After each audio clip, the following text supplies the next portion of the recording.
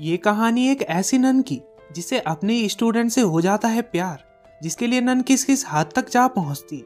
कहानी की शुरुआत में हम जेसन नाम के लड़के को गिटार के साथ एक प्यारा सा गाना गाते हुए देखते हैं और दूसरी तरफ एक नन को तैयार होते हुए। फिर जेसन और जेसन की बहन जोई बोर्डिंग स्कूल में पढ़ाई करने आए होते हैं। जेसन के डैड जेसन का गिटार देखकर चिढ़ जाते हैं, इसे यहाँ क्यों लाए। जेसन के डैड को जेसन का गाना गाना पसंद नहीं था। फिर उनके पास सिस्टर रेबेका आती है और वहीं ऊपर हम एक और सिस्टर सोफिया को देखते हैं, जिनका भी जेसन की तरह आज पहला दिन था। सिस्टर रेबेका सोफिया से उनके पिछले स्कूल के बारे में पूछती है। सोफिया बताती है वहाँ बहुत ठंड थी। रेबेका कहती है यहाँ कोई मेकअप नहीं चलता और सोफिया को टिश्यू देती है, जिससे वो अपने होठों से रसीले लिप बाम को हटाती है और बाहर जाकर उसे सभी गर्ल्स बॉयज और उसका क्लासरूम दिखाती है कि तभी उनके सामने जेसन आ जाता है। सोफिया जेसन को देखकर काफी अट्रैक्ट महसूस करती है। रेबेका उन दोनों को आपस में इंट्रोड्यूस कराती है और बताती है जेसन काफी अच्छा म्यूजिशियन है, इसलिए वो यहाँ एक सेलिब्रिटी की तरह है। जेसन उनसे ज्यादा बात ना करते हुए वहां से चला जाता है, जिसको सोफिया मुड़ मुड़ कर देखती है और सिस्टर रेबेका सोफिया को उसके रूम पर छोड़कर चली जाती है, जहां हम देखते हैं सोफिया ने तो अपने बाल कलर कराए हैं और वो जेसन की वही म्यूजिक वाली वीडियो देख रही है और अपनी स्क्रीन पर ही किस कर देती है। और फिर कुछ देर बाद जेसन को गिटार बजाते देखती है और जेसन के पास जाकर उसकी काफी तारीफ करती है और उसका गिटार बजाकर जाने लगती है। ये कहते कहते क्लास में मिलते हैं और फिर अगले दिन सभी स्टूडेंट्स क्लास में पहुंचते हैं, जहां जेसन के पीछे बैठी लड़की सारा जेसन से बात करने लगती है। और फिर सिस्टर सोफिया क्लास में आती है और जेसन और सारा को आपस में बात करते देख गुस्सा हो जाती है। सोफिया सारा को आगे बिठा देती है। सोफिया सीधे ही पढ़ाना शुरू करने लगती है, पर जेसन की बहन जोई बताती है मैम पहले हमें मॉर्निंग प्रेयर करनी चाहिए, और सभी प्रेयर करते हैं, पर सोफिया प्रेयर नहीं बोल रही थी। ये बात जोई जेसन को भी बताती है, पर जेसन को कोई फर्क नहीं पड़ता। फिर सोफिया जेसन को रोककर पूछती है क्या सारा तुम्हारी गर्लफ्रेंड है, पर जेसन मना करता है। अगले दिन हम सारा और जेसन को देखते हैं जो एक दूसरे को किस कर रहे होते हैं कि तभी सोफिया उन्हें रोक देती है। सारा सोफिया से कहती है शायद तू मेरे डैड को नहीं जानती, वो इस स्कूल के सबसे बड़े डोनर है।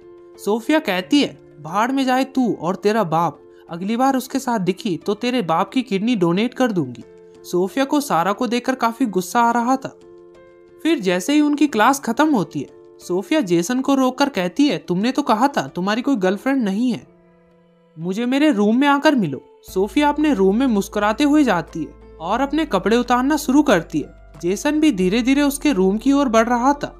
वो दरवाजे को आधा खुला छोड़ देती है और तेल की मालिश करने लगती है। जेसन जब ये देखता है तो वो उसकी नजरें घायल हो जाती है। वो देखता ही जाता है और वहां से भाग जाता है और रात भर सोफिया के बारे में ही सोचता रहता है। उसको नींद नहीं आ रही थी। अगले दिन सोफिया जेसन को कहती है तुम क्यों नहीं आए। जेसन बहाना मारता है मैं भूल गया था। जेसन का पहला वीक खत्म हो गया था तो वो घर जा रहा था।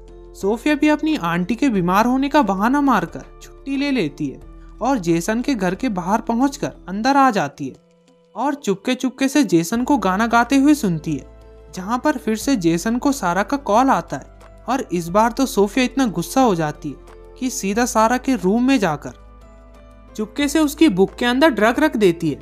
अगले दिन सोफिया उन्हें बुक ओपन करने को कहती है और सारा की बुक से ड्रग निकलता है। सोफिया सारा को पकड़कर ऑफिस रूम में ले जाती है। यहाँ ड्रग्स लाने की सजा थी सस्पेंड, मगर सोफिया कहती है हमें पूरे स्कूल की तलाशी लेनी चाहिए और वो वॉइस के रूम में चेकिंग करते हैं, जहाँ जेसन के बेड के नीचे उन्हें दारू की बोतल मिलती है। जेसन बताता है ये मेरी नहीं है और अपने दोस्त पर शक करता है, लेकिन वो दारू की बोतल सोफिया ने उसके बेड के नीचे रखी थी। जेसन कहता है अगर मेरे डैड को पता चला तो वो मुझे मार डालेंगे। तभी सोफिया कहती है हमें जेसन को दूसरा मौका देना होगा। अल्कोहल एक घातक ड्रग नहीं है।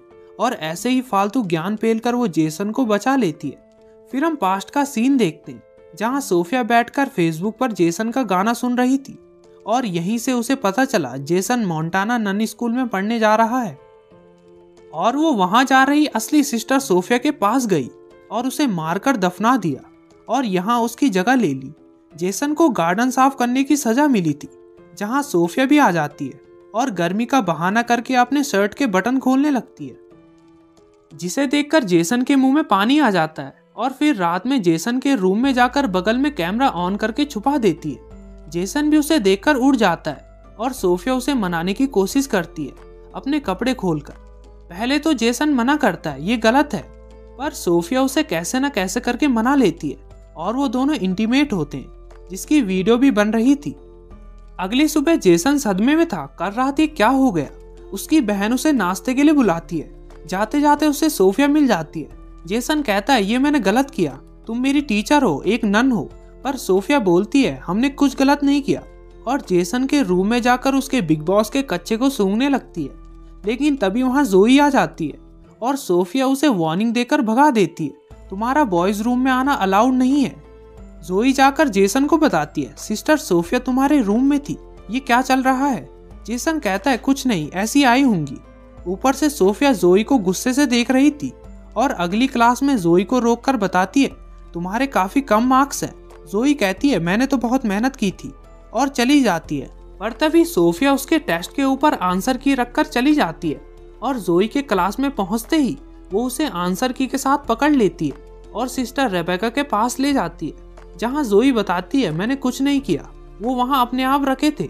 और सोफिया मैम काफी अजीब है, वो मॉर्निंग प्रेयर नहीं करती, जिसको सुनकर रेबेका हैरान हो जाती है। फिर हम जेसन को देखते हैं, जो चर्च में अपनी गलती को मानने गया था, पर तभी अंदर सोफिया आ जाती है और वो दोनों वहीं अंदर गलत काम कर बैठते हैं। फिर हम सिस्टर रेबेका को देखते हैं, जिन्होंने सोफिया के फादर को यहाँ बुलाया था, जिन्हें सोफिया देख लेती है और फिर से अपनी आंट के बीमार होने का बहाना मारकर चली जाती है। फिर दूसरे हफ्ते में जेसन घर आता है, जहाँ डिनर में उसके फादर कहते हैं, गाना गाना छोड़ दो, कुछ अच्छा करो, जिसको सुनकर जेसन को गुस्सा आ जाता है और वो बाहर सारा की पार्टी में चला जाता है, जहाँ जाकर वो जमकर ड्रिंकिंग करता है और सारा उसे बेड तक ले जाकर सिड्यूस करने लगती है। पर जेसन को सोफे की याद आती है और वो वहां से चला जाता है। कुछ दूर जाकर एक पुलिस वाला उसे ड्रिंक के साथ पकड़ लेता है, पर तभी सोफिया आकर पुलिस वाले को भी फालतू का ज्ञान देकर जेसन को बचाकर अपने घर ले जाती है। इधर जेसन की मॉम जेसन के डैड को कहती है, आपको उसे ज्यादा नहीं डांटना चाहिए था, और जेसन के डैड को भी बुरा लगता है और वो जेसन को ढूंढने निकल पड़ते हैं। इधर सोफिया जेसन को अपने फ्लैट पर लाई थी और उसके सामने फिर से कपड़े उतारती है। जेसन कहता भी है, हम गलत कर रहे हैं। सोफिया बोलती है, मेरे पास अंधा पैसा है, जो भी तुम्हें चाहिए मैं दे दूंगी, हम पेरिस चले जाएंगे। लेकिन जेसन गुस्सा होकर वहां से चला जाता है, जिसके बाद सोफिया का बुरी तरह दिमाग खराब हो जाता है। जेसन अकेले बैठा था और उसके डैड उसे ढूंढ लेते हैं और उससे माफी मांगते हैं, मैं गलत था, मुझे तुम्हें बंधन में नहीं रखना चाहिए, तुम जो चाहो वो करो, मैं हमेशा तुम्हारे साथ हूँ। और दोनों गले लगकर घर पहुंच जाते हैं। अगले दिन हम जेसन और जोई को स्कूल जाते देखते हैं, जहाँ जोई सोफिया की कार को देख लेती है।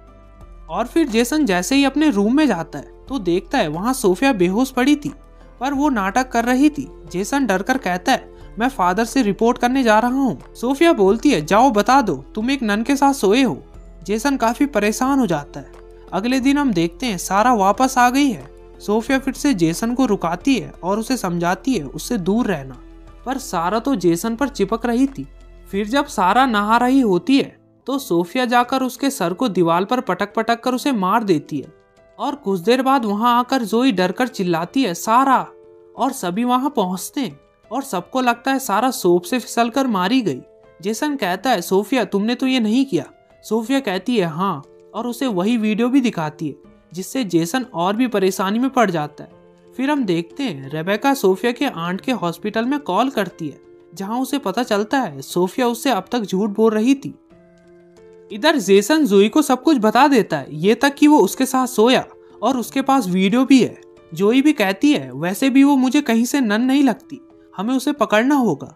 जेसन बताता है उसके रूम में एक लैपटॉप है, क्या पता उससे कुछ मिल जाए। फिर जैसे ही सिस्टर रेबेका सोफिया को ऑफिस में ले जाती है, वैसे ही जोई और जेसन सोफिया के रूम में घुस जाते हैं। इधर सिस्टर रेबेका पूछती है, तुम झूठ क्यों बोल रही हो, तुम्हारी तो कोई आंटी ही नहीं है, तुम इतने झूठ क्यों बोल रही हो। जेसन और जोई को वहां असली सिस्टर सोफिया की फोटोज मिलती है और एक और लैपटॉप जिसमें सिर्फ जेसन की ही फोटोज पड़ी थी। यहाँ सोफिया सिस्टर रेबेका के सर पर लैंप दे मारती है। जोई और जेसन को भी पता चल गया था, इसका नाम लॉरा पैटरसन है, ये कोई नन नहीं है। वो लैपटॉप लेकर सिस्टर रेबेका के रूम में जाते हैं, जहाँ सोफिया छुपी थी, और वो रेबेका को ढूंढते ढूंढते चर्च में आ जाते हैं, जहाँ पीछे से सोफिया एक छड़ी उठाकर उनके पास आ जाती है। जेसन उसे उसका लैपटॉप दिखाता है। तुम लॉरा हो ना? जिसको देखकर सोफिया बताती है, तुमने मुझे यहाँ लाया जेसन मेरे लिए गाने गाकर। जेसन कहता है, मैंने तुम्हारे लिए गाने नहीं गाए, और जाने लगते हैं। पर सोफिया जोई के पीछे वार कर देती है और जेसन के अखरोटों पर लात मार देती है और जोई को मारने ही वाली थी कि तभी एक औरत आकर उसे बचा लेती है।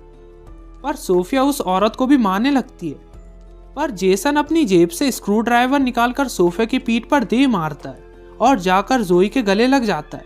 यहाँ सिस्टर सोफिया मारी जाती है और आखिर में सिस्टर रेबेका भी ठीक थी और जेसन के डैड जेसन को एक गिटार गिफ्ट कर देते हैं और जेसन एक प्यारा सा गाना गाता है। इसी के साथ ये मूवी एंड हो जाती है। वीडियो को लाइक और चैनल को सब्सक्राइब करना मत भूलना प्लीज़ यार, मुझे अभी आपके सपोर्ट की बहुत ज़रूरत है, तो सब्सक्राइब कर लो। मिलेंगे नेक्स्ट वीडियो में, बाय।